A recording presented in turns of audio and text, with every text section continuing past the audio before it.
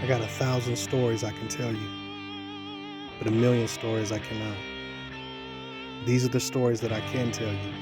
Real stories, real people, real talk, concrete conversation.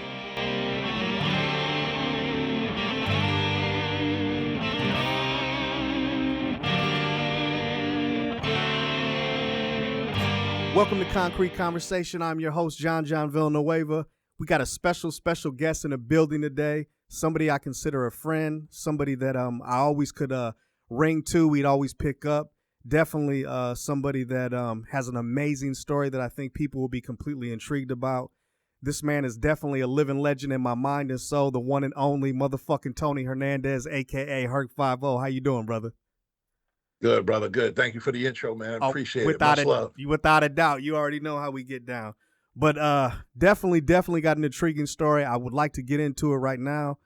So tell me a little bit about growing up in East New York as a teenager. And what did you see during this process of growing up in that area? Because I know that area is treacherous for certain environments. You know what I'm saying? Yeah, man. Listen, growing up, I grew up in pink houses. So, just the name and the development alone is notorious, especially if people that are familiar with the area, they hear, oh, you're from East New York? Yeah. Oh, well, what part? Oh, I grew up in pink house. They're like, oh, yeah. It's like that, It's like that, yeah. Growing up there, man, I mean, to sum it up quick is basically you grow up fast. It forces you to really grow up fast because, you're going to be exposed to things that, the average kid growing up anywhere else is not going to be exposed to. Very true. No, definitely.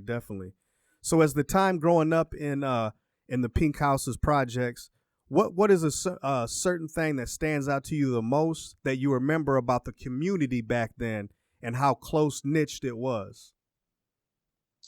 Man, I tell you, I see all these articles throughout the years about that area and how bad it is, and people writing about how the tenants live there in fear, and I couldn't disagree with that more, because although your boundaries and what areas not to go to for different reasons, we take care of each other, man. I grew up, man, and it was like your whole building was your family. You held it down. So-and-so's mom was going to the store and you happen to be walking in the building in the lobby, you're going to the store with her, So, and that's how everybody rocked it. My grandmother never went to the store by herself. My grandfather never stepped foot outside by himself, because the second somebody saw them rolling down the street, they're like, oh, we'll go with you, because we took care of each other. And that's how I grew up. I grew up taking care of each other. It didn't matter what apartment you were from, what family you were from. If you were from building one, you rock together, Now, definitely, that's love, man. Now, definitely. Now, when did the first actual thought grace in your mind about possibly, the seed that was planted for possible law enforcement situation? Like, who was the one person that impacted you the most on that thought process as being young? Yeah, I remember like it was yesterday, man. So growing up in that environment, you tend not to favor the police. You don't want to not necessarily so associate or interact with them.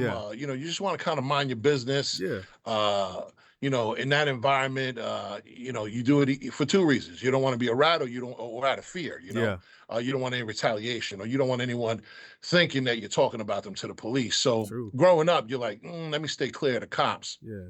And the cops very rarely came to the neighborhood, But I specifically remember, man, I was a kid, and this one cop gets fresh on the beat, brand new, and he's covered head to toe in uniform, all his gear, raincoat down to his ankles,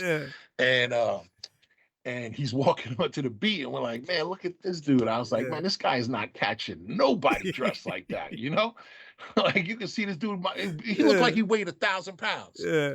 And the city bus pulls up. It's the middle of the day. The city bus pulls up right on the boulevard. Ladies getting off the bus. Dude sees her, jacks her purse, and runs across the boulevard. And she's like, officer, that guy took my purse. And we're all looking from the yard like, that dude is gone, man. Lady, forget about your purse. And this dude turned around, like put target hairs on this dude, and he ran across the boulevard and caught him before the guy reached the next mid block. And we were all like, whoa, like, I can't believe this dude caught this guy. Yeah, that dude was lightning fast. And we nicknamed him Black Flash. Black Flash. That was his nickname. From then on out, his nickname was Black Flash. So anytime he came through the neighborhood, we're like, yo, Black Flash is coming. And everybody broke out. Cool. Go do your thing, get out of here. Give this guy the respect of patrolling just, a quiet area. True. And then come back and do your business. So as time went on, Black Flash would roll up and be like, yo, y'all ain't gotta go nowhere. And he just started talking to us. And he completely changed my mindset on police. I was like, yo, this guy's like one of us. He's cool. And as I got to know him and got to talk to him, the one thing that stayed with me my whole life was he said to me, he's like, and we were in conversation. He was like, he's like, I got a job to do, And just like criminals, they got a job to do. And sometimes the criminals, they succeed at their job and I might not succeed at mine. And sometimes I succeed at mine and they don't at theirs. He said, but when my job ends? And he looks down at his handcuffs and he goes, when these handcuffs goes on somebody's wrist, he said, the job is over. At that point, we treat each other like men. See, that's beautiful, man. And then that was it. And I was like, wow. I was like, yo, this guy completely changed my mindset. Like, yo, I think I could see myself doing something like this.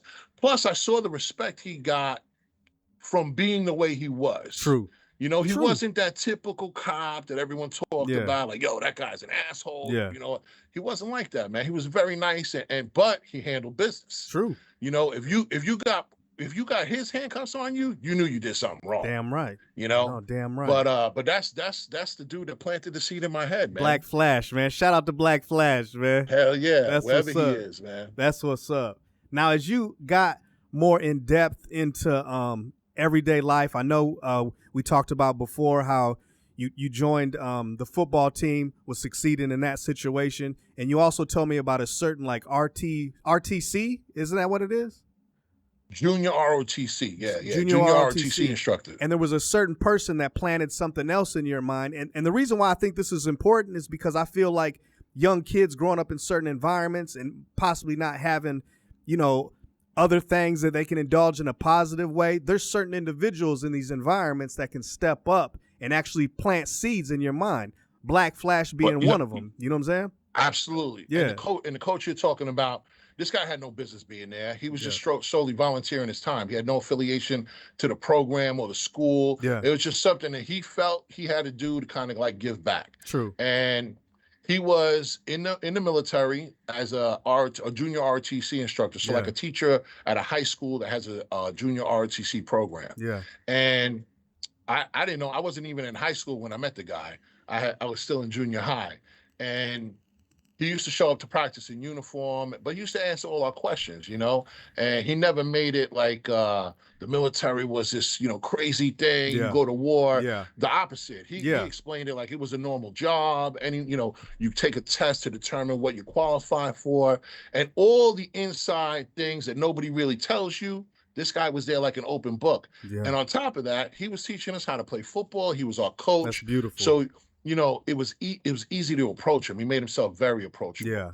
So he kind of like planted the seed in, being in the military is not such a crazy thing, and that's not such a outlandish thing or a certain death or he explained it in a way that we all could understand it as kids.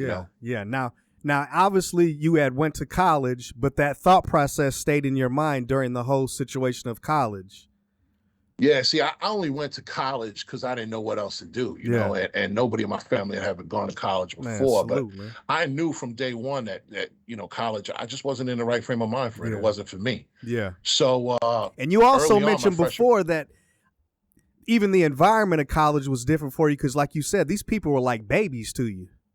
Yeah, man. Like, squares. Like I'm coming from a completely different environment. Even my high school was no joke. And then I walk into this school from people, all across the country, you know, and not just New York. Everybody's from everywhere in college, and even the hard dudes in college weren't hard to me. You know what I'm saying? It's just like these people have no clue about reality and what real life is, real. I kept thinking to myself, like, yeah, they're here for an education, but when it comes down to the reality of the world and street smarts and what's really out there, Yeah, they're man. in for a rude awakening, you know. But I already knew this because of the environment I had come from. Yeah. These people had yet to even experience the cruelness of the world, how evil people could be. Yeah. You know, Yeah. Basically the ugly side of humanity. Very you know, true. so it wasn't for me, man. The environment wasn't for me. The people around me, I just wasn't used to it. It wasn't for me. Yeah. So I was barely a freshman, man. Yeah. And it was career day at the school, and they have all these jobs come. It's like a job fair. You know, the military comes with the recruiters and the tents. I never forget it, man. I was walking down and I see the Marine tent, and the sergeant in the Marine Corps comes up and he's yelling at us. He's like, "You want to join the Marines?" And I'm like, "Nah, man, I ain't doing that." So I kept walking. I see the Air Force tent. I'm like, planes and stuff. That's not for me. And I'm looking at the Navy dude, and I'm like, "There ain't no way you get my ass on a boat," you know? Yeah. So then I come to the Army tent, and the dude is real cool. He came up. He's like, "Hey, man, what's going on?" He was talking to me. I told him what my situation was. And he was like, "Oh, you're not a senior?" He's like, "Listen, I recommend you finish college, you know?" And I was like, "Nah, I already know this ain't for me. I need a plan B." Yeah. And he's like, "Well, listen, but instead of wasting time, you know, you got to take a test in order to get into the military." Damn right. So, take the ASVAB test, and we could discuss things from there. I wound up taking it that afternoon. Yeah. I was always a good test taker. I was always good education-wise. And he came to me. He's like, "Yo, man, you qualify for anything you want to do. You know, let's go down to the processing center. Let's pick a job." Yeah.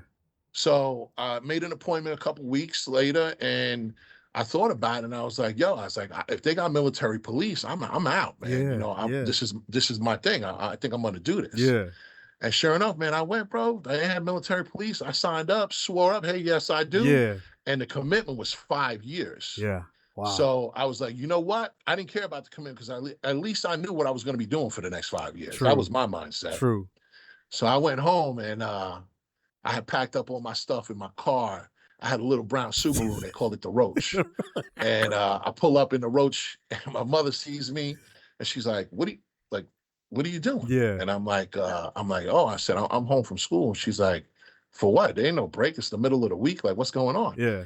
I said, "Ma," I said, "I quit school, Ma. I'm done." And she's like, "Bullshit, you done? You better get your ass back in that car." Yeah. You know, like, Yeah. and my mother don't curse, but she was cursing up a storm that day. Hell yeah. And I didn't know why. I really didn't know why, you know, because I was just like, yo, I made a decision. So I said, "Listen, Mom, what's going on?" She goes, "I ain't gonna throw your business in the street. Get in the house. We'll talk in the house." Yeah. We get inside the house, and she's like, "I didn't raise no bum. You don't want to go to school. You better get a job." I said, "I already took care of that. I joined the Army. I leave next week." She's like, "What?" She's like, "You ain't going nowhere." Yeah. I said, "Back to school." Yeah. She said, "Wait till your father get home." Yeah. So I go to my room, bro. I got hours of time to think about what I did. Is it the right decision? I'm preparing this massive explanation for my father. I hear my father get home. I hear my mother, bah, bah, bah, bah, bah, bah, bah. Yeah. I hear the footsteps coming down the hall. Father knocks on the door. He opens it. He's like, "Your mother tells me you joined the Army." I said, "Yeah." He says, "You got a contract?" I said, "Yeah." I showed him the contract. He opens it up. He's like, "Oh, 5 years off the clip." I said, "Yeah." He says, "Okay." He says, "All right, dinner's at 6:00. And he walked out the room. And I was like, "What?" And then I hear my mother's like, "You told him he ain't going, right?" And he's like, "Marty, he's a grown man." Yeah. He's like, "That's his decision in life." You know, as parents, we just gotta pray that we did a good job. That's beautiful, man. But that's on him. Yeah. And she's like, "What?" My mother was pissed. She's like, "What?" Yeah. And he's like, "He's a man. That's his decision." So I went to dinner. I sat 6:00 sharp at my house, bro. I sit down. I got my brothers, my two younger brothers are there. And my mother didn't say anything to me, man. She's quiet as a mouse, bro. But I could see the steam coming out of her ears. Hell yeah. So after dinner, she goes, "Let me ask you a question. They got current events where you came from? In that school you at?" I'm like, "What are you talking about?" She's like, "Do they let you watch the news?" And I'm like, "What are you talking about?" She's like, "Your dumb ass goes and joins the Army right before we're going to war." Yeah. I'm like, "What?" Yeah. I had no idea, bro. Wow. It was the beginning of Desert Storm. It was Operation Desert Shield was going on. Wow. So I had no idea. She's like, "We're going to war. Yeah, your dumb ass decides to join the Army." Yeah. So I was like, "Listen, I signed a contract, it is what it is." How long was it before that conversation to when you had to go to boot camp? Oh, days, bro. That's I left the next week. crazy. Yeah, it was less than a week. Yeah. Less than a week I was off. And so I shipped out. Yeah. Went to boot camp. After boot camp, they said, yo, guess what? You guys are going, you're getting deployed right away, right out of boot camp. Wow. They sent us to Fort Jackson. They gave us a little bit of desert survival training. Everything was new, bro, because we were the first ones going over. Yeah, over there, yeah. We had never fought in a desert environment or anything like that. So yeah, I went to Fort Jackson. From there, they flew us over. And man, I was in country for like just shy of 15 months. I wound up getting transferred twice to between 2 different units, and I wound up staying there 15 months. Wow. So when you're over there, how old are you at the time when you're over there when you first get to Iraq? I think it was Kuwait. I'm 18. Yeah. I'm 18. I had my 19th birthday over there. That's crazy. Crazy. Yeah.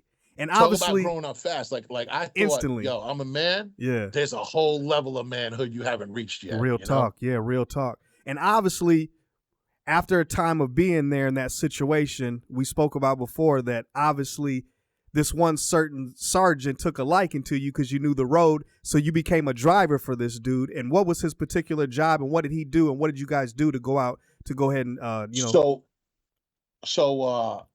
you go from assignment to assignment. You could do route recon. You could do convoy escort. Yeah. There was a whole bunch of different jobs that you could do. And when I got there, that's what I did. I did those initial jobs. But after you're there a while, the new guys coming in have the new bosses coming in. Yeah. The officers in charge. They have different assignments, and they always want a driver that knows how to get around. So I got picked up as a driver for a captain that had to do after action investigations on like IEDs and bad situations that had gone in. I would take him there after the fact, and he would kind of give his assessment of things on paper to the next higher up. Yeah.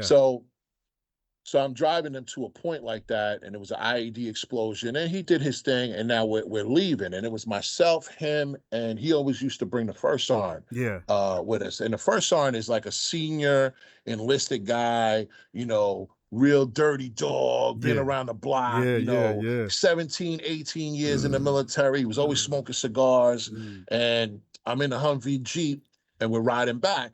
And there's 2 other cars with 2 other Jeeps with us, Humvee Jeeps with us. And we start getting mortar fire, which is basically little missiles being shot out of tubes onto the roadway. And he's like, calm, cool, collective, man. This dude sitting next to me smoking a cigar, and you can hear the whistling from the little rockets. And it's like, and he's like, mortar incoming, stay calm, and they used to call me Brooklyn. He's like, stay calm, Brooklyn, just listen to me. Stay to the left a little bit, and then boom, the thing hits, and gravel and dust and everything hits it feels like it's raining rocks, and the concussion from the impact kind of shakes you up a little bit. And man, my hands were on that steering wheel, bro. I thought I was gonna bend it in half. And every time I looked over, man, this guy's just puffing away in a cigar. Chill mode. Doing good, Brooke. Yeah, he's like, he didn't even look at me. He's like, you're doing good, Brooklyn. Stay to the right. Okay, the next, watch out for this. So stay more right or more left. And I just followed his direction. But yo, man, I wanted to get out of there in the worst way. So we get back, and literally that experience probably in real time was like 30, 40 seconds. But it felt like an eternity. Man. It felt like I was in slow motion, and I get back, and he's like, good job, Brooklyn. Go ahead, rest up. We'll call you when we're headed out again. And I'm thinking to myself, I ain't fucking going nowhere, bro. I'm done, man. After that shit, you tell me we're going back out again? You're fucking crazy. That's crazy. Yeah. So, yeah, but you got to get your shit together and get the fuck back out there. Definitely. So after getting out of the service and definitely serving the time that you needed over there, which God bless you and salute you for your service, and that's real. Thank you. Getting out, obviously, you had to figure some other things out as well. You know what I'm saying? Like, you had a lot of options considering the military. But what was the first option you went to getting out of the military as far as the career-wise that you wanted to go forward with? So when I was getting out, I had an opportunity to meet up with and be assigned to a joint task force. It was like military and federal government or federal law enforcement agencies under the Department of Justice. And the reason why I got brought onto it is because I was a Spanish linguist, and they were doing wiretaps. So I got brought onto it. I was simply transcribing, doing wiretaps. But in that wiretap room, I got to meet FBI agents, DEA agents, ATF, PD guys, and Secret Service, Department of Treasury. Like, it was a joint task force. Everybody was on it. And I was like, you know what? I was like, I could really see myself doing this. But I knew that you can't just jump into something like that. You got to start at the bottom. So I was willing to do that, and I just needed the opportunity or the end. So I saw an opportunity when I was getting out to apply to be a Department of Defense criminal investigator, and that's what I did, and I wound up getting hired. Nice. When I got hired, they put me on just basic assignments. Nothing's crazy, nothing special. But then another joint task force came up, and they were soliciting people to join. And I was like, yo, if I could do that, I would like to do that. And it was in the New York City area. So I was like, yo, I'm familiar with New York. Nobody wants to come to New York. In those agencies, nobody wants to be assigned to New York. They're not from here. So they don't know nothing about it. The lingo, here usually are forced to be here, So that was what worked for me. So they were like, yeah, no problem. You're going to get put on a team. So I got put on a surveillance team, and that's how I started working. Yeah. Now, as you got into the situation, as far as what your path of working, you definitely kind of just got jumped into a situation that took place, as far as in a certain case that they kind of just threw you in the mix, and it became a certain calling for you. Can you talk about that situation? So normally, you're going to do your time doing the basic assignments, field agents that get to go out and do their thing, or even undercovers, that requires training and a certain type of career path. I didn't have that. I was fresh on the block. I was brand new, but my team leader loved the fact that I was from New York. I walked the walk, talk the talk. Right. I could blend into any environment. True. And I had nobody like that on my team. So if anytime we were out on surveillance and he wanted somebody to go out on foot, it was always me. Yo, T, I need you to step out the car. And I'd be like, no problem. And I would roll out. So this one particular night, we're on surveillance and we're watching an undercover who was supposed to make a meet or an intro from a CI to another guy, the guy being the main subject. And it was at a bar. It was at a public bar / restaurant. And we do surveillance. We're trying to keep our people safe, So the undercover's in there, and hours go by, like 2 hours, and nothing. And the recording device that the undercover has on is choppy. It keeps coming in and out. And the team leader is like, yo, T, you on the air? And I was like, yeah, I'm here. He's like, yeah, listen, I need you to step in and tell me what the deal is, because, I'm starting to get nervous now. So I was like, no problem, boss. So I take off my stuff. Then, any like my badge and shit like that. And I go into street mode. I get out. Boom. I walk into the place like I own it, And I'm looking around, and all of a sudden I see the undercover. He sees me, and he's like, yo, T, what's up? So I knew it was okay to come over. He's sitting at the table with another guy that I don't recognize from any of the photos or the briefings. And he's like, oh, hey, this is Phil, blah, blah, blah. And I was like, I said, what are you doing here? And he's like, I was supposed to meet this dude. He never showed up, blah, blah, blah. And then Phil came along. We started shooting the shit. So Phil kind of gives me the up and down. And he's like, yo, who's your man? And he's like, oh, it's my man T. We go back. And he's like, where you from? And I was like, so now I'm like, I got to go with what I know. You know what I'm saying? Yeah, man. So that's, I don't want to fake the funk and get caught out there. And like the street sense in me kind of kicked in. True, and I'm man. like, he's like, where you from? I said, oh, I'm from East New York. He's like, oh, East New York? Where about? I'm like, Pink Houses. And right away, the dude started putting me to the test. Oh, Pink Houses? This is why when they say the world is small, it is small, bro. True. Because he started putting me in test. He started throwing names out there.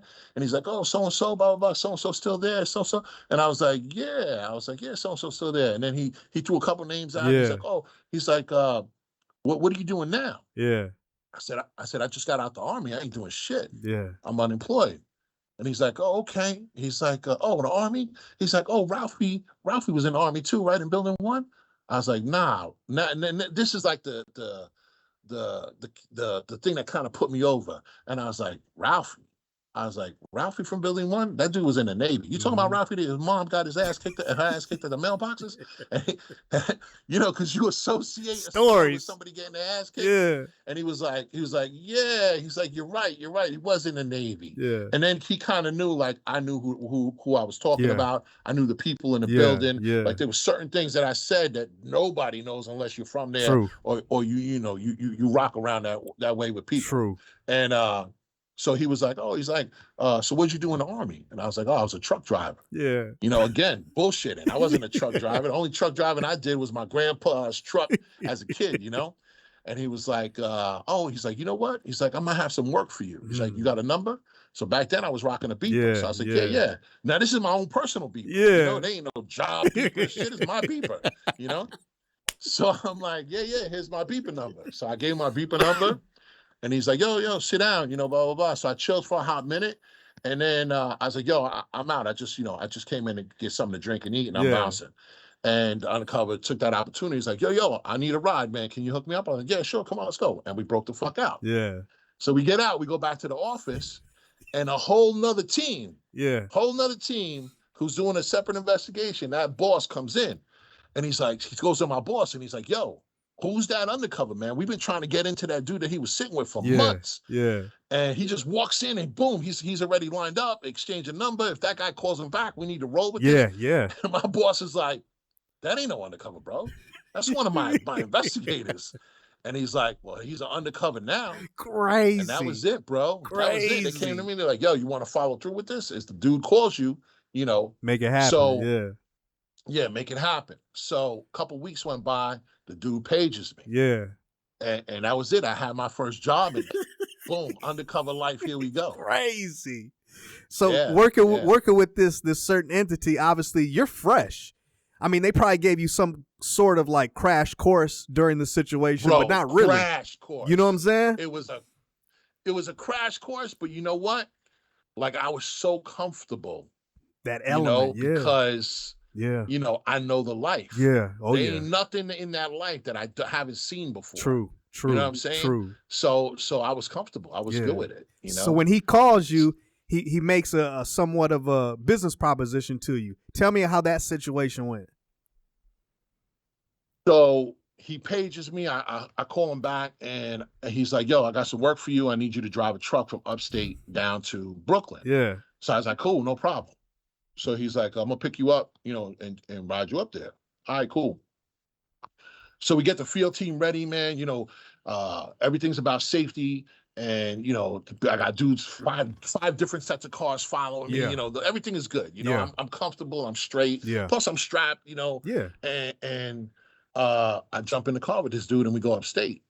And we go to a rest stop upstate off the throughway. Yeah. And he was like, all right, man. And it was a truck rest stop, you know? So the big semi trucks. Yeah. So I'm looking like, yo, where's this little U-Haul this dude's gonna hit me up with, right?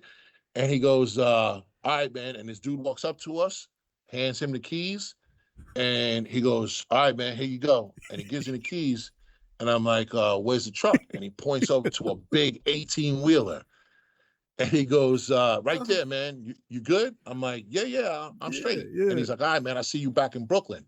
And he leaves with the dude. So I'm sitting here, I'm like, yo, what the fuck? I don't know how to drive no 18-wheeler, you know?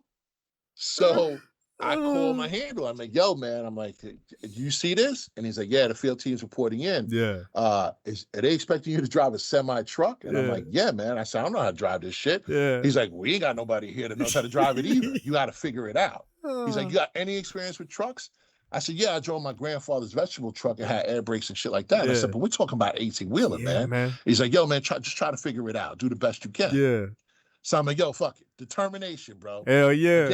I get in this 18-wheeler and I started up. I checked the gears and shit, and I start trying to get out of first gear, man. Yeah. I swear to God, bro. Everyone that saw me must have thought I was having an epileptic seizure, bro, driving this truck. This truck was like, trying to drive this shit. I'm like, what the fuck? I'm trying to get out of first and second gear. It's just like boom, boom, boom. Yeah. And I'm like, damn, bro. And I was like, I got to get the hang of this. Yeah. So I knew if I could get it out of the low gears that I was good. And I only had to worry about turns and shit. Yeah. So, but I had that vision, you know, like, I got to get this shit done. Yeah, man. And because these roadways are built for those trucks, that there wasn't any really tight turns like in the city, you know? So I was like, fuck it. I started rolling. I was like, yo, I got this. I'm good. I'm good. And I started driving, bro. And in my head, I'm thinking of the route I got to take. Yeah. Like, yo. But I'm laughing, bro. Yeah. To me, this shit is funny. Yeah. You know, I'm having a great time. Yeah. And I could only imagine the dudes that are watching me. You know, they're you know, and come to find out later, they were cracking up. They were laying bets on whether I was gonna make it or not. Crazy. You know, they were laughing hysterical. Everyone thought this was the funniest shit. Yeah. So I get off the Verrazano first exit, make a right, wide ass turn, make another right onto 7th Avenue because I knew they used to park trucks there. Yeah. Boom, the lane is clear. I pull over to the right. I'm done. I'm in Brooklyn. Yeah. You know, like I accomplished the mission. Love. So I walk over to the payphone by the hospital. Boom, call him up. Yo, what's up? The truck's here. He's like, all right, I'm gonna send somebody over. Where you at? I'm like 7 and 92nd. He's like, all right, good. I got somebody on the way. Nice. So boom, dude shows up. He's like, UT? I said, yeah. He's like, yo, Phil sent me. I was like, all right, cool. I was like, here's the keys. He's like, everything strapped up? I'm like, what? He's like, is everything strapped up? Yeah. I'm like, what the fuck are you talking about? He's like, you ever drive a truck like this before? I'm like, yeah. He's like, I asked you, is everything strapped up? I'm like, I don't know what the fuck you're talking about, dude. Yeah. So he goes, come here, man. And he walks to the back of the truck and he opens this fucking thing up, man. And when he opens it thing, bro, the back of the truck looked like a hurricane hit it. There was shit everywhere, bro. So I didn't know that when you leave a way station or any type of rest stop where you had to check the gear, you gotta strap them you up. have to ratchet it, make sure the shit's tight. Yeah. So while I was rocking back and forth, there was shit behind me just falling all over the place. I didn't feel it, you know? I was just happy to be rolling. Yeah. So he's like, you gotta help me clean this shit up. So I thought, bro, it was the funniest shit. The whole time I'm helping him, I'm laughing. Yeah. And he's like, what the fuck is so funny, man? This is a waste of time. You know, he was mad that he had to help me. Yeah, yeah. So anyway, we get it done and I bounce. And he's like, yo, you got to meet Phil at the restaurant. Yeah, yeah. Like, all right, cool. So now I'm on my way to the restaurant. And everybody, my team knows, everybody knows where I'm going. And I go to the restaurant the whole way there. I'm laughing. I'm thinking this whole trip was funny as shit, right? And I was like, you know what? I said, maybe the thought even crossed my mind to even let the dude fill in on it. Even though I only met him that one time and spoke to him on the phone. But that's the only kind of interactions I had. I was like, maybe he'll laugh about it too. I mean, that's how funny I thought it was. Yeah. And that's how kind of no clue I had, really. Yeah. And you'll realize why I say I had no clue. Yeah. So I'm thinking, I'm gonna go there and meet this dude and get paid, and I'm good. Yeah. You know? So that was my first my first job, bro. Now going to this actual restaurant and meeting up with this man, obviously this man is a big figure in his own right, and he's definitely doing what he has to do. You being fresh on the scene with this situation, it's almost an adventurous time for you. You're kind of in a good place, but obviously, that no doubt. That shift kind of switched when you seen what real ugly can look like from human being to human being. Can you tell us about that situation when you went back to the restaurant and met with Phil? Yeah, so now, you got to remember my background. My background is from a rough place. Yeah, man. Where people are judged based on the level of violence they're capable of doing. Yeah. You know what I'm saying? Yeah. Like if people know you're a stone cold murderer, they ain't fucking with you. True. You know what I'm saying? True. And so that's the environment I'm from. And I kind of thought I saw all likes of people. I thought I saw the epitome of evil, and I could be ready for anything. And I was naive, bro. I was naive because I walk into this spot and I see the dude. He's sitting in the back of the restaurant. It looks like something out of a Goodfellas movie, Yeah. And I was like, look at this shit. This dude's chilling here. He thinks he's hot shit. Yeah. And I said, and he's like, hey, come on in. And he has a couple of his boys there and shit. And they're not like standing bodyguard. Everybody's just hanging out, having a good time.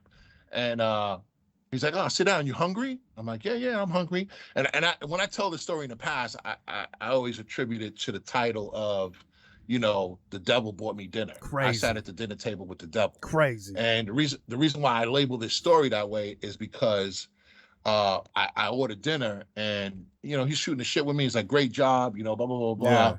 And as we're talking, another dude walks in and everyone starts celebrating this guy that walked in. And he was a neighborhood guy. His name was Richie. Yeah. And what happened with Richie was he was a numbers guy, heavy into the numbers. And the dude Phil was also a loan shark. He had a lot of money out on the street. One of the guys that owed him money was this guy Richie, and Richie was into him for 40 large. So what we didn't know, or what I didn't know until then, is when this dude walked in, the reason why everyone was celebrating him and hitting him high five and yo Richie, all right, congratulations, was he hit the numbers that morning big. He won over 80 G's. Wow. So he's walking in with his little backpack, and everyone's like, yo, Richie, oh, man, I heard you hit. And he was, this dude was happy, bro. Yeah. When I say happy, like he was on cloud 9. Yeah. Man. Happy, smiling from ear to ear. Yeah. Like picture your most, like, happiest moment in your life. That was Richie. And everyone's celebrating you around you, and you're like the center of attention. That was this dude walking in. So he walks in, and he's like, hey, I'm sorry to bother you. I came unannounced. He's like, no, Richie, congratulations. Sit down, please. Have a seat. And he's like, I heard you hit the numbers this morning. And he's like, yeah, yo, I'm so happy, blah, blah, blah. Listen, first order of business, I got paid. I'm coming here. He reaches in the bag, bro. He counts out 40 stacks, and then he takes another little stack and puts it on top. And I'm sitting at the table. And I'm looking at Phil to my left and Richie's to my right. And Richie says, you know what, man? He goes, I can't thank you enough. I appreciate everything you did for me. You know, spot me the money, blah, blah, blah, blah. And he goes, here you go. And he pushes the money to Phil. And he says, and the VIG for this week isn't due yet, but I threw it on top as a thank you. And explain what a VIG is so people, because I know what a VIG is, but some people might not know. So when loan sharks got money out on the street and you borrow from the loan shark, he'll tell you what your VIG is. It could be 2 points, 3 points, 4, depending on the amount of money you borrow. And that's how much money you got to pay him every week. So he might say, yo, you owe me, your VIG is 300 a week. You got to pay him 300 a week. Yeah. And in your mind, it's 300 a week, and you think you're paying this nut off, you know? Yeah. And in reality, you ain't paying shit off, you know? No. So it's just the price of dealing with people like that. Yeah. Or borrowing money for people like that. Yeah. So Richie's like, yo, I can see it in his face. He's like, you know, I'm out. I'm good. Yeah. You know? So he pushes the money, and Bill looks at him, and he's like, oh, and he's nodding his head, bro. And I remember this like this shit happened 5 minutes ago. He goes, hey, Richie, let me ask you a question. When you came to me, you needed this money, right? And I'm thinking to myself, what kind of fucking question is that? Yeah. You know? And the same look on Richie's face. Richie was a little confused. He's like, well, yeah, you know, and thank you, man. You gave it to me. I greatly appreciate it, blah, blah, blah. You know, I'm so thankful. He goes, and when you needed it, I gave it to you. Yeah. Right? No questions asked, right? Yeah. And he goes, yeah, you know, thank you again. Thank you. Yeah, you gave it to me. And I'm thinking to myself, that's two stupid fucking obvious questions. Like, where the fuck is this guy going with this? True. But the dude had no expression, no nothing. He was just straight ice cold poker face. Yeah. But like pondering these thoughts in his head, and he was like, and I gave it to you, right? And he goes, yeah. He goes, yeah, you know, so when I need my money, I'll come ask it from you. And you could give it to me then. And he takes the 40 G's, reaches on top, takes the little stack off, and pushes the money back to him. And he goes, I'll keep this week's VIG as an early payment. But until then, you're going to continue to pay your VIG every week. Wow. I'll see you next week. Hey, good luck on your winnings. Congratulations again. Have a nice day. And I'll send 2 guys out with you just in case, you know, keep you safe so you don't get robbed outside. And bro, in that moment, in that very moment, I saw this dude's life. Yeah. This dude, Richie's life and soul were ripped right out of his body. Yeah. Bro. That whole pleasant, I won, I'm happy, was gone. Yeah. Because in that reality, he realized, bro, his life wasn't his. And that man didn't even get touched. No. That's crazy. No. As a matter of fact, he had 40 G's pushed back to him. Okay? And I looked at Phil, and I said to myself, shit, I'm fucking with somebody that's the devil. Yeah, this dude's a straight devil. Yeah, man. This guy just ripped this guy's soul out of his body, and he didn't even blink. Nothing. He had no emotion, no nothing. And he's like, all right, have a nice day. See you next week. Yeah. Like, yo, this is like his everyday business. And I thought to myself, in that moment, I'm like, what the fuck did I get myself into? Like, I'm laughing about this truck drive. Yeah. And had I fucked that up, this dude would have thought about killing me. Yeah, you know what I'm saying? Hell like, you know, like if I wasn't who I was in the position that I was in, true. If this was my real life, I just signed a deal with the devil. Yes, you did. And the cost is my soul. Damn right. Because I just saw Richie give up his. You know what I'm saying? And I was like, wow. I was like, this is crazy. That is crazy. I thought I had seen the worst of the worst, bro. So when I told you people get judged on a level of violence they're capable of doing, man. This guy is limitless. In my mind, there was no limit to this guy because I witnessed the fear he instilled in somebody just by mere words. And like you said before, once when we talked, it's like people, they really like, if they're committing a violent act in some form or fashion, us as regular human beings, we have a cutoff switch pretty much. You know what I'm saying? Yeah. Like, you know. That natural inhibitor that tells you to stop. Yeah. This dude ain't got no switch, bro. Crazy. No switch. That's so crazy. Switch, yeah. And I knew it right then and there. Yeah. I said, what this dude's capable of doing is so far off the scale that people just deteriorate in front of him. Yeah. You know, wow. This dude literally went from being the happiest moment of his life to losing his soul. And you was on that case for 3 years, correct? Yeah. So, you take down portions of the case and it develops into something else. And, you know, guys that you pick up snitch on other guys. But yeah, it was a course of almost 3 years and about just over almost 80 indictments. You know, and they all cop pleas. Not one of them ever took anything to trial. They all took their time and you know, cop pleas. You know. Now let me ask you, how did you, being the person that you are, obviously you've dealt with things in your past from being in the environment you're from, but how did you deal with keeping the job on the job instead of bringing it home so much? Because it's almost like a double life. It really is a double life, man. What helped me was, dude, I was single, you know, no girl. Yeah. You know, I always say it was like the right time in my life because I really didn't have anything else going on. Yeah. You know, so, but because again, bro, this is why I say I would never change my upbringing or where I came from. Yeah. You know, because it taught me a lot. It taught me survival. Like I could survive anywhere in this world. Facts. Bro. Anywhere. Facts. You put me anywhere, I'm good. And it's all because of where I'm from. But where I'm from, it teaches you, and you know, because you got a similar upbringing. Yeah. When you meet somebody, you know, in the first 5 minutes where they're a ride or die, or they're just with you because you serve a purpose and they need something from you. Yeah.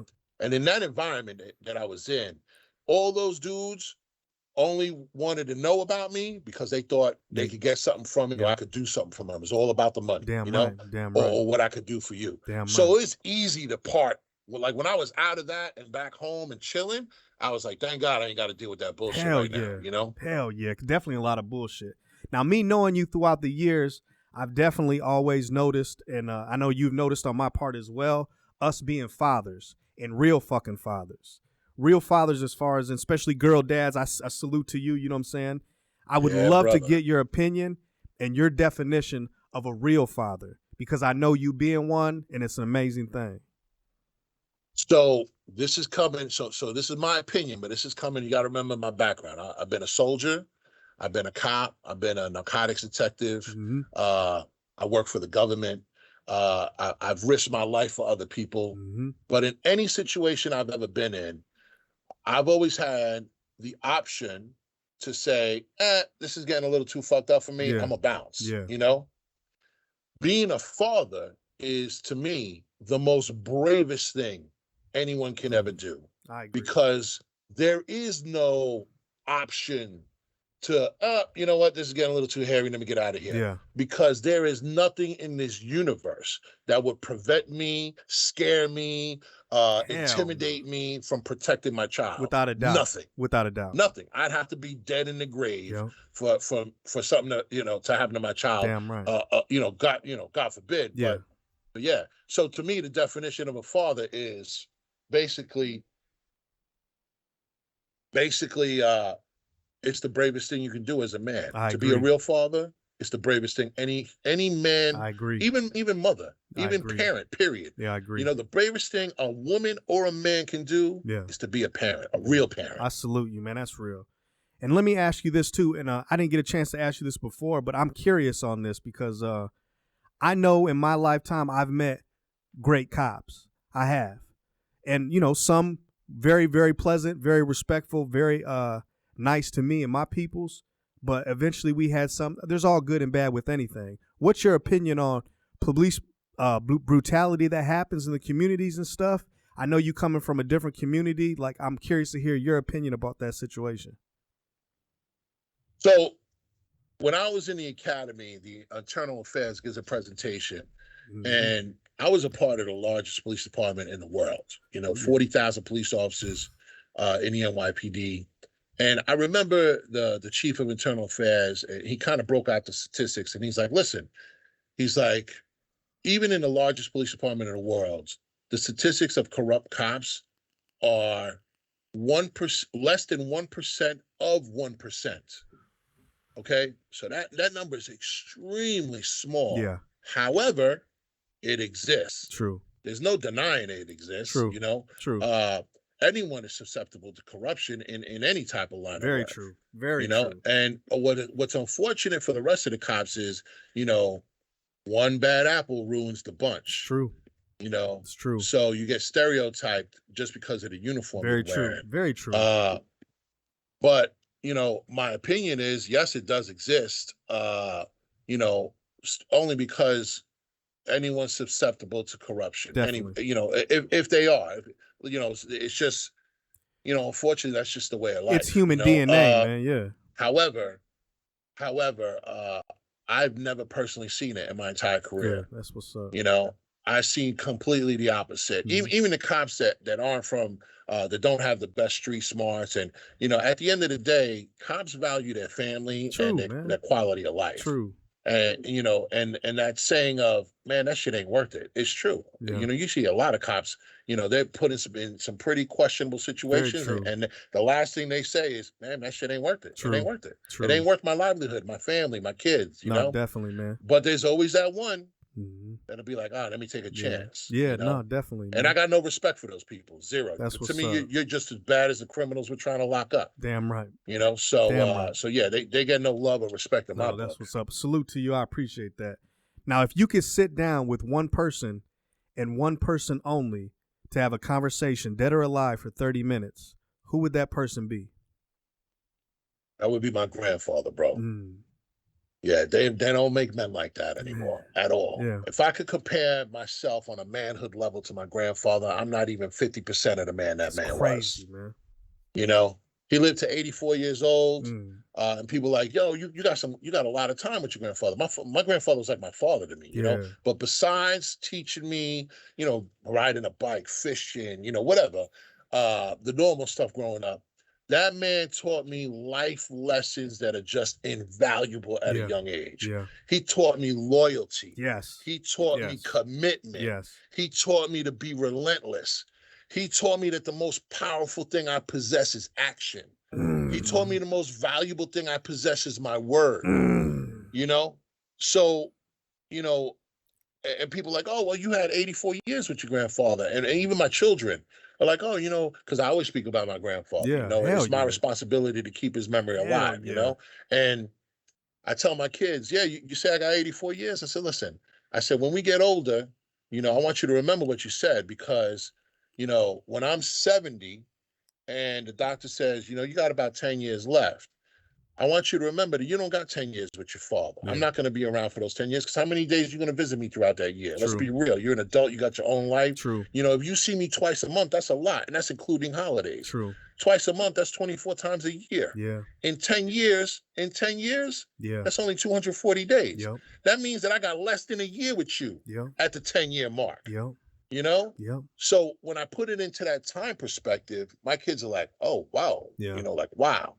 I would have never thought of that had I not experienced it with my grandfather. Yeah. So that's why my kids, bro, they value their time with myself and their mother. It's beautiful. And I value my time with them. Of course. Because I know it's just going to dwindle, and diminish, as we get older. At the years, So yeah, it would definitely be my grandfather, man. Yeah. I wish I had more time with him. But that Definitely. half hour, bro, that 30 minutes, that's an eternity when you think in time frames Without like a that. doubt. And that's why I think we always click like that, because I think we're cut from a certain cloth of people. We're just stand-up dudes, you know what I'm saying? Like, literally just stand-up dudes. Like, when you spoke about, like, your grandfather teaching you your word is everything, your actions is everything, dude, that should be man code mandate. You know what I'm saying? Yeah. Like realistically, that's salute to your grandfather, man. God bless. I remember I was at a funeral and I was with him, and there was a lot of people at the funeral, you know, and I said to him, I said, wow, I said, Petito must have been well liked. There's a lot of people here. And it was my uncle Petito. He died in a motorcycle accident. God and bless. he said, son, he said, they're not here, because they knew him or loved him. He said, and that's not what happens when you die. He says, when you die, all you are is an example of the decisions you made in life. Mm. That's why those people are here. That's what your grandfather told you, huh? Strong words, bro. When Beautiful. you die, all you are is an example of the decisions you made in life. When people look down in that grave, all they remember is the decisions you made to put them in your life in some way, shape, or form. It's beautiful. And they're either grateful or not, or happy or not, or whatever it may be, but that's all you are in the grave. Yeah. You're an example of the decisions you made in life. That's a beautiful thing, man. That is a beautiful thing. Now, if you could sit down and talk to young Tony back then, what would be the advice you give young Tony? Advice? I would definitely hit him up with your word is the most valuable thing you possess. Yeah. Don't lie. I'm not a liar, bro. No.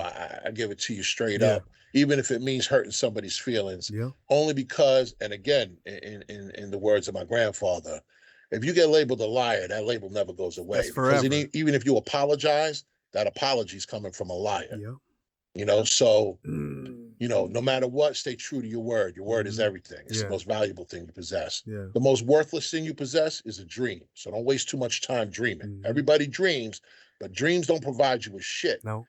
The most valuable thing you have, or the most powerful thing you have, is action. Actions. Yeah. All right? When you act upon things, that's a different story. Very real. So I that's the advice I would give them, but to that level of understanding.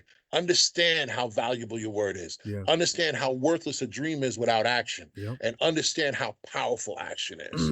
Nobody's going to do it for you. Yeah. Those three things, nobody's got control of. It's true. You control those things. Very, very true. Man, that's amazing, man.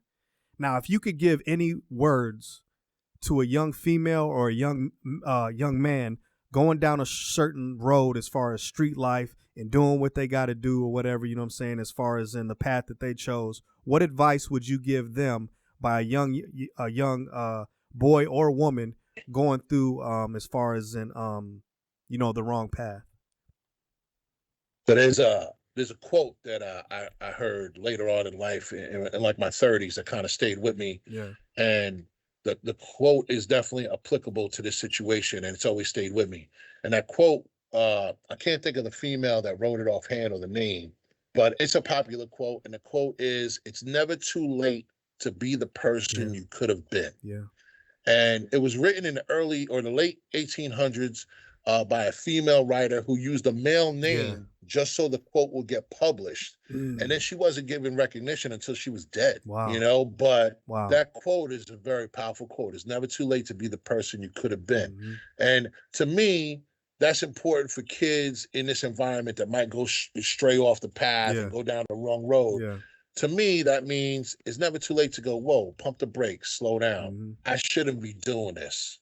Let me go back and reset, because it's never too late to be the person I could have been. Yeah. If you got that mindset that it's never too late, then it's never too late. True. No matter how many mistakes you make, no matter how many times you fuck up, you could always start over. Damn right. It's not the end of the road. Damn right. And that's kind of the best advice, because I know kids out there that fuck up, or young adults that fuck up and think, that's it, my life is ruined. Nah, it's not. Nah, your life ain't ruined. Yeah. It's not ruined at all. Reset, start over, start fresh. Yeah. As human beings, we got that ability. We do. We're allowed to do that. So that's the advice I would give. No, that's beautiful. And it goes back to that old saying, it ain't over until it's over. You know what I'm saying? Yeah, never give up on yourself. Yeah, no, that's real, man. Herc, it's been an absolute pleasure.